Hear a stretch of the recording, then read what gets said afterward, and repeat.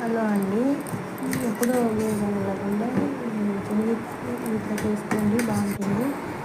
శనగవిత్తనాలు వేసి చేస్తే సొరకాయ కూర చాలా బాగుంటుంది. దానికోసము సొరకాయని బాగా కడుక్కొని ముక్కలు తీసుకొని ఇలా అన్నీ రెడీ చేసుకొని శనగవిత్తనాలు, ఉప్పు, తెల్లవాయలు, పచ్చిమిరపకాయలు వేసి మిక్సీకి వేసేసుకొని మిక్సీ వేసుకున్న పేస్టుని సొరకాయ తాలింపు వేసుకొని పేస్ట్ వేసేసి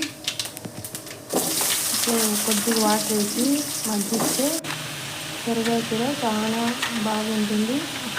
చాలా టేస్ట్గా ఉంటుంది. అన్నంలోకి బాగుంటుంది, రొట్టెలోకి బాగుంటుంది, చపాతీలోకి బాగుంటుంది, అన్నిట్లోకి బాగుంటుంది. సొరకాయ కూర చాలా బాగుంటుంది. శనగవిత్తనాలు వేసి చూడండి, చాలా బాగుంటుంది సొరకాయ కూర.